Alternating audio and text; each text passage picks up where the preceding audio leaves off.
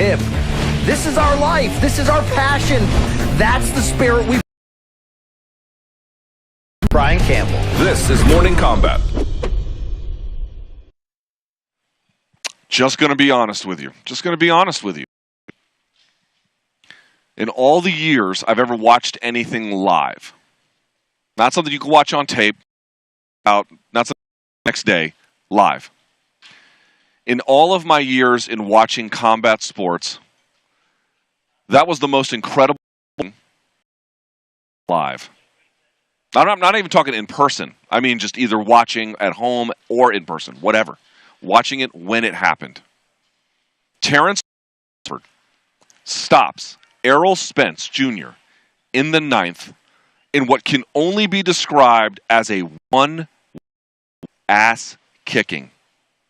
Errol Spence Jr. got audited from pillar to post. And I'm telling you right now, folks, it's not hyperbole to say this. Not hyperbole at all. Number one, that's the best fighter in boxing. I did not think Naoya Inoue was going to be topped, and somehow Terence found a way to do it right here in the T-Mobile Arena in Las Vegas, Nevada, where I am right now. My name is Luke Thomas. Welcome to the Morning Kombat Spence Crawford post-fight show. But number two, let me tell you something. Bud Crawford is a boxing genius. No less than that. No less than that at all. I'm honestly, and I had to even express it to someone, the hairs on the back of my neck were standing up. I had to tell the people around me I was having almost like a religious experience. I was moved. You ever seen these people, when Pavarotti is singing, and these people are brought to tears? They have this connection to this performance and this performer in this moment. I kind of always understood it, but I had never ever really come close to experiencing anything like that today. Now, I wasn't, crying and throwing handkerchiefs at the boxing ring, but I was moved by that genuinely. So let's get into everything. One more time, let me set up the introduction. Hi, everyone. My name is Luke Thomas. We are in the T-Mobile Arena right here in Las Vegas, Nevada, following the conclusion of the Errol Spence Jr. versus Terence Bud Crawford 147-pound title unification for Undisputed. And as I just mentioned, Bud Crawford won in one of the most remarkable things you're just ever going to see in your lifetime. I hope you were watching this one live. I hope. Also, he broke the Eminem curse. There's an Eminem curse, right? Walking out to lose yourself. If you do that in MMA, it's like a guarantee you're going to lose. But I guess if you do it when you're walking out with Eminem, different ball game. Okay, let's talk about the setup to this fight. Number one, cards on the table. BC and I think, both pick Spence. We both said you couldn't go wrong either way. The degree to which Bud beat him is extremely surprising. I will just say that candidly. Earlier last week, I had done a tape study on this fight on Errol Spence. It's almost like an hour long on all the things he's good at. And folks thought, he's a PBC fighter. Why don't you do one on Bud? We tried, actually. I wasn't able to get enough footage from the rights holder in order to be able to do that. But we really, really wanted to. That was actually something that was planned, and we tried to execute. It just wasn't possible. So there was really no scenario here where we were trying to in any way show favoritism. It's just we had footage to work with in one scenario versus one that we didn't. And so we did this whole thing. And over time, when you watch Errol Spence, I want to explain something to you. He won the first round. Everyone says that. Bud was kind of just catching and looking. There wasn't a whole lot of countering at that point. But from the second round on, he drops him. And then he dropped him two more times later in the fight. But the point I wanted to make was you knew there were going to be certain fault lines around whether this fight was going to be won or lost. Every single opponent, because I'm going to talk from the perspective of what I learned from the Errol Spence tape study and now what Bud Crawford did to solve it. I will have to go into further tape study in order to give you the best answer, but this is the one I can give you at this moment in time. The jab upstairs is critical to everything he does because he puts combinations behind it. He closes distance with it. It's punishing when it lands. It's extremely valuable. And then he mixes it up high and low, body and body. And again, he'll use the one to the body to fake something up top. He'll go to the body to fake something that looks like it's going to go this way, then comes around. And then he closes distance. And now he's beginning to work combos on the inside. And it's this process where he's beginning to club you over and over and over and over again. So You have to stop that before it starts. You cannot bank on just absorbing punishment from Spence and then finding your moments. You have to stop that before it ever gets really going. And he did. And he did. Couple things he did. Number one, Bud Crawford was able to change the timing on the jab. Rather than kind of trying to counter it, he would jab with him. And you never saw Spence able to like dip jab to get out of the way. So he was catching it all the time. He would catch him moving in a linear backwards direction off the body work, kind of absorb it and catch it, and then fire a combination as he's escaping where he's vulnerable because he kind of takes risks with distance a little bit how much he wants to close. Sometimes Spence will switch stance on the way to an entry. But that's what he had to do to solve it. So, okay, so now there's a problem if you're Spence. Now the jab you were looking for is you're getting countered with. You can't really firmly establish it. You can't use it to then set up all the body work, the wrapping, the wrestling, the pushing, the turning, all that stuff we talked about.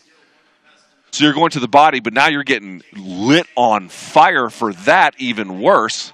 And he's catching you in off-balance positions where you can't even brace when you're fully leaning back like this, right? Trying to escape out of the pocket. So what he did was he kind of accepted a little bit of punishment early on some of those situations to catch him on the combo exit to take away the body jab. Now the jab is having a bit of an issue here.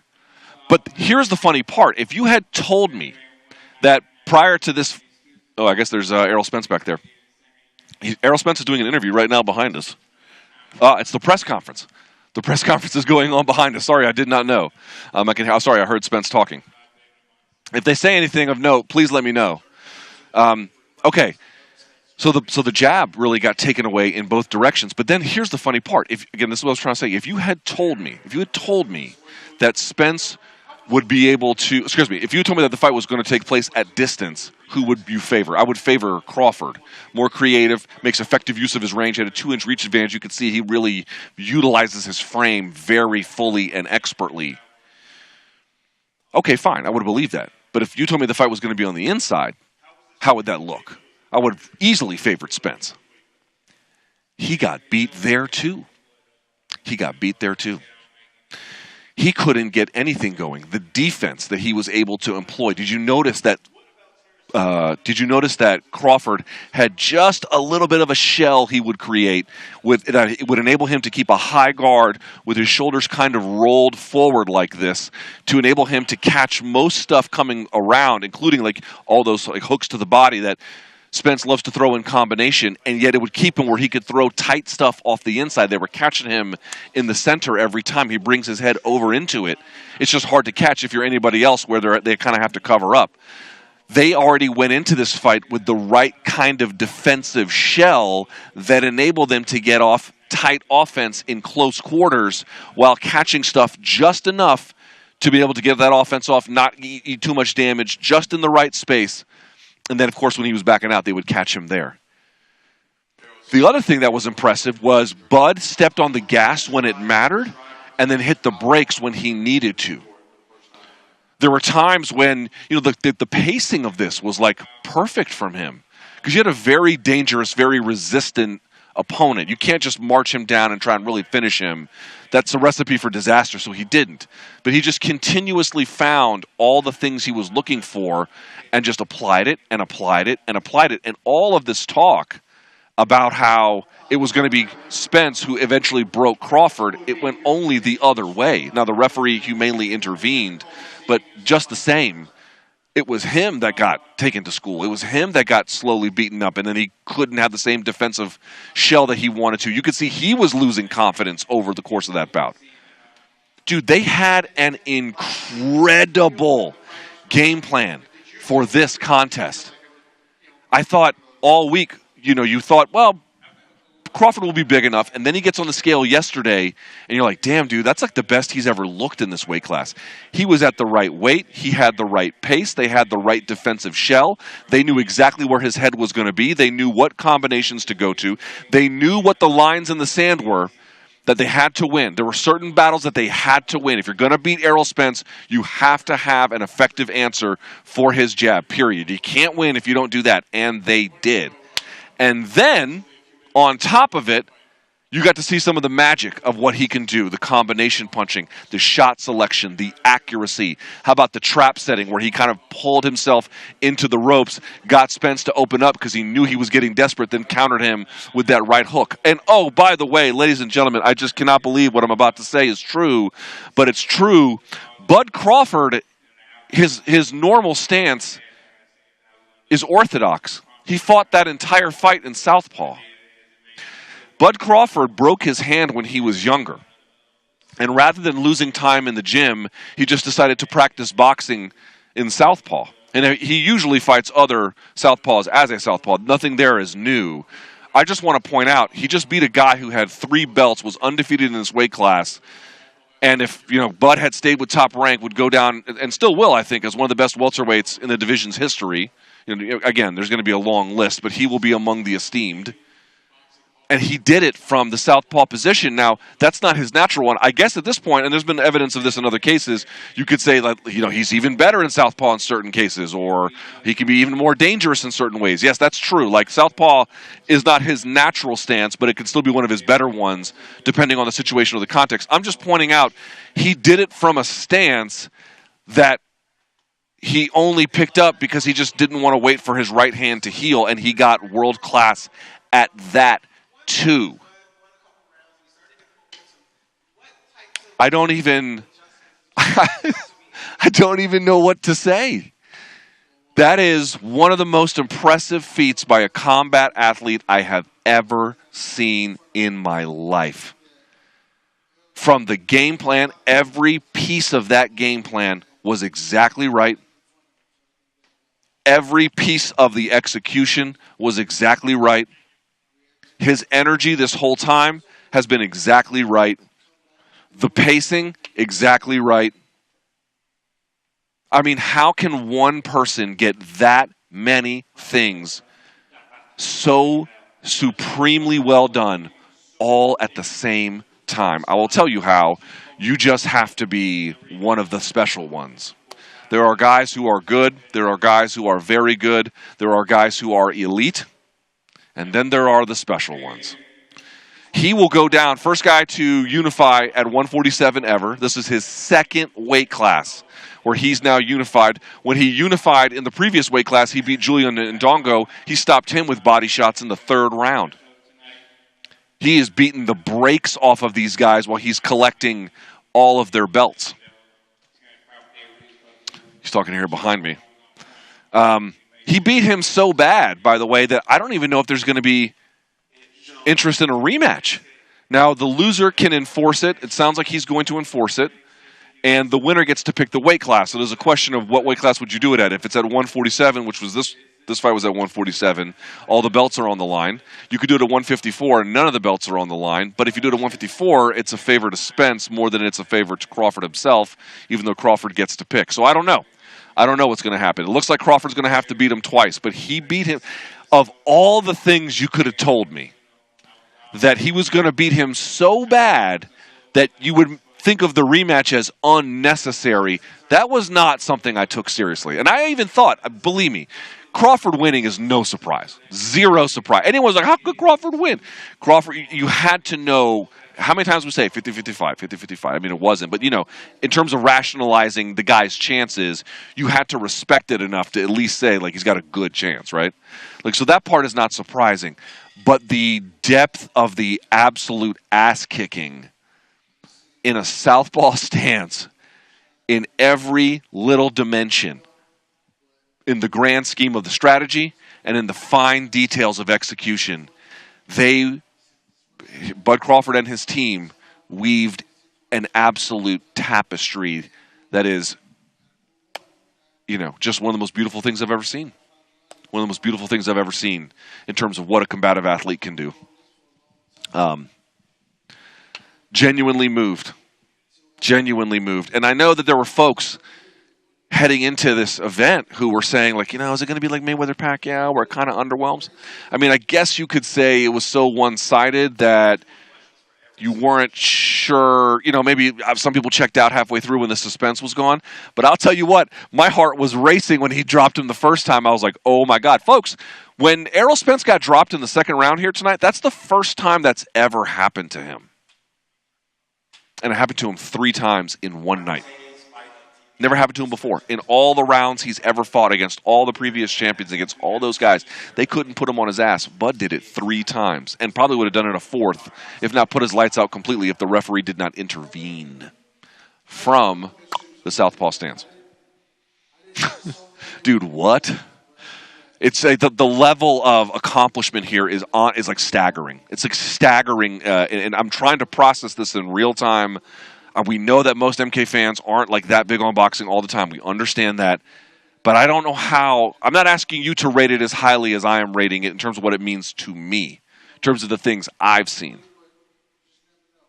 But I don't know how you can't look at that and not have extraordinary admiration for one of the best to ever do it. He's an all-time great, and he proved it tonight. And there's another story here that everyone should know. Listen, when we were comparing their resumes, and we said Spence's welterweight resume was better, that is true. I mean, not anymore, but up until tonight, that was true. That was true. His resume at welterweight was obviously better.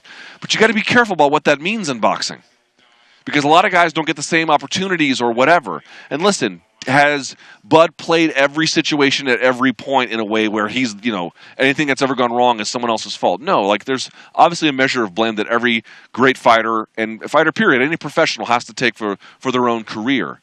But it is true, he just wasn't able, by hook or by crook, to fight some of the other guys that would have told us what he was like. I mean, even when they were under top rank, it wasn't like Manny Pacquiao was out there hunting for Bud Crawford. I know, and they could say they were on different paths and whatever. Fine, I get it. But I'm just saying, people weren't exactly like beating the door down. Now, to Spence's credit, he was beating the door down. Like they both went together to make this happen. You got to give Spence credit. He wanted the smoke. He did, and that's what we want from these guys. You got to thank them when if they risk it for the biscuit. We got to be grateful for that. They don't have to. They go out of their way to do it. It's a good thing. Here we go. I was kind of losing my place there. But Bud Crawford, ladies and gentlemen, one of the best to ever do it. One of the very best to ever do it. First male to unify multiple weight classes. First guy to do it at 147. Does it dominantly. Does it a boxing genius. A boxing genius. It's like watching a prime Lionel Messi make the most incredible goal, or LeBron or MJ, or pick whoever your favorite is. Pick up the guy who you think about when you think about sports magic.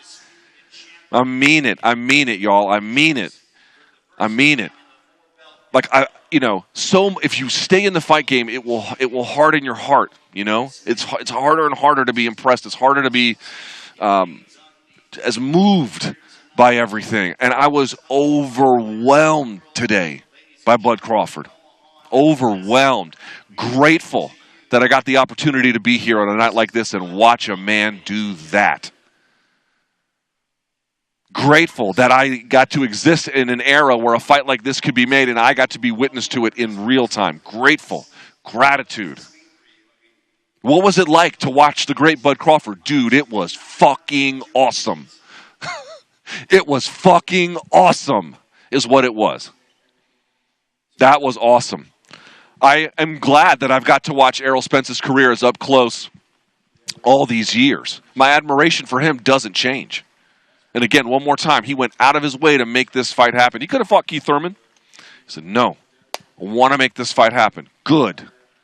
And my respect for him doesn't diminish. I want to say 2 more parts to this. I kind of got sidetracked. One, a more technical thing, and one, a bigger one.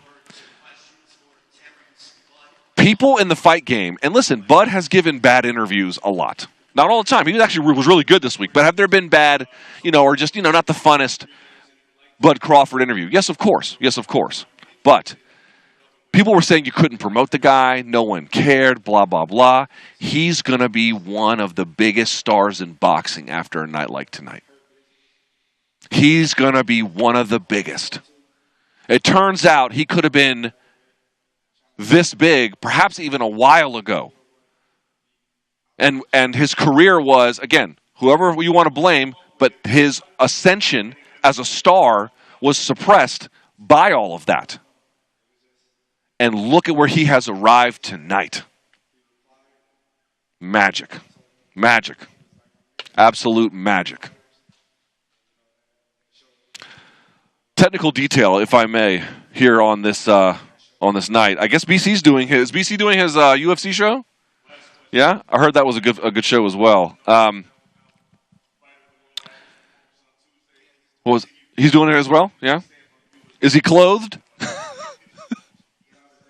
Does he have a shirt on? Is he sober? Is really another question. Is he sober? I don't know.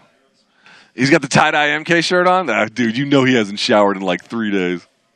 He hasn't showered in 3 days. That's a guarantee from old Luke. I had something to say else about Errol Spence, about the defense. I don't remember what it is now, but as I'm trying to go off thing, I don't even have the CompuBox stats. I think he was like landing 58. Bud was 58% of his power punches. Like, oh my god, folks, he did that tonight.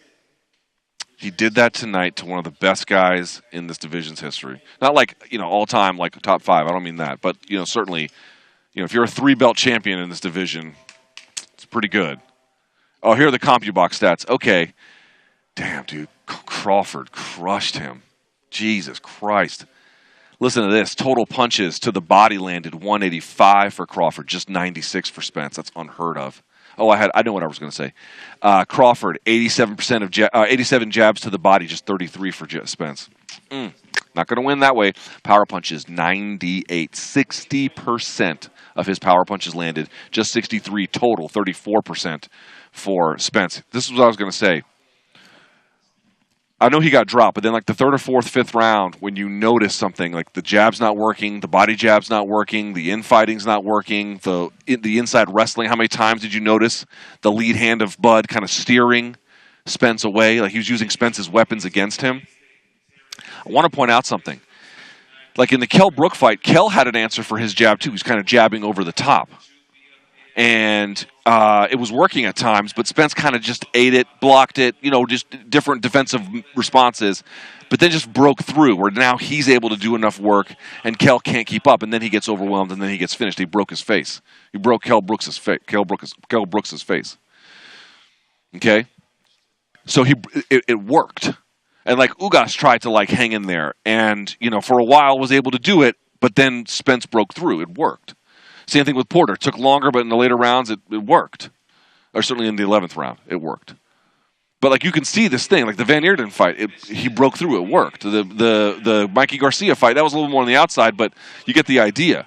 Like these guys would have responses for him, and he would kind of catch some of it. He would kind of adjust around it a little bit. He would eat some of it, and then he would just get to work. And then 5, 6 rounds in, you could begin to see him take over, or at least really begin to turn it up. He never got there. Every other time he's done that, Errol Spence, it worked. Every other time. Literally every other time he has tried it, it worked. It didn't work on Bud. He had way too many answers in way too many positions, in way too many circumstances, and on all the key battles that had to be won. He did it. He did it. I don't know what to say. Have they said anything in the press conference of note? In my ear. Okay, they say it's his last fight at 147. He's going to go to 154. So I guess maybe they don't trigger it. Maybe they don't trigger it. I don't know. Who the hell is Bud going to fight? I don't even know. I don't even know who you're going to fight at 140. I don't know. I don't know what Buddy. I don't even know. Oh, the rematch is going to be at 154? He might? Yeah, because you can't, if you do it at 147, it's going to look like that again, right? It's just, what would be the point? What would be the point? Wow. Guys, I don't even know what to say. It's been a long week, for better or for worse. And I had high hopes for tonight. I didn't know how it was going to go. But I had high hopes. You don't get to see fights in MMA or boxing like this very often, with the stakes and then the talent involved and the history. And I had high hopes, man. And I could tell you, you could feel it here. It was a little bit on edge. Everyone was like, oh, it's a little quiet. And it's like, yeah, but it started as a little rumble, and then it turned into a roar. The crowd was absolutely electric tonight, and I think everybody was blown away by what Terence Crawford did in Las Vegas on July 29th of 2023. Truly, I mean that. I don't have much else to add. So let me just say this. If you haven't already watched, go watch BC's UFC reaction show. I'm sure it's very good. He was watching it at home. You can see all of our socials here. I'm honestly still trying to process it. I'm honestly a little emotional about it. And I'm so grateful I got to be here tonight to watch somebody do something like that. I don't know if I'll ever... I honestly don't... I mean this. I don't know if I'll ever see someone do something like that again. And I've seen guys do really special things. Izzy flatlining Pereira, extremely special. Extremely special. You know, that was really special. But for this guy to do what he did tonight, the definition of, in terms of BC, pound for pound, dominating a weight class, moving up, dominating a weight class, moving up, fucking dominating a weight class. Dude, what else do you fucking want? What else do you want? And stopped him. My God, dude, to be able to watch a genius perform his craft at the highest level when the stakes are the highest, and for a guy who some people said the sport didn't even want to bother with promotionally because he wasn't good for it. Look at the king of boxing tonight. Look at the king of boxing tonight. My name is Luke Thomas. We are going to have an absolutely epic show on Monday. Holy shit. Monday's show is going to be one of the best MK shows in fucking history. Make no mistake about that. Make no mistake about that. BC and I are going to absolutely bang like Tui and Greg Hardy. I'm serious. It's gonna be. You think that show is going to be 2 hours? Just have you seen this shit is going to be 2 hours on Monday. You kidding me? You know how much elderly people taking L's that's going to be on Monday? Dude, Monday's show is going to be so fucking good. It's going to be so good. We have so much to get to. I didn't talk any UFC. I know Justin Gaethje won. I saw that shit. I saw the Tony Ferguson fight too. That made me sad. We'll talk about all that stuff. I will catch you guys live Monday, 11 a.m. I'm so grateful that you all turned in to watch. I'm so grateful to be here. I'm so honored to be here. Thank you to CBS. Thank you to Showtime. Thank you to all the folks involved who made it all happen. Thank you to everyone who watched us on CBS Sports on Thursday. The feedback was great.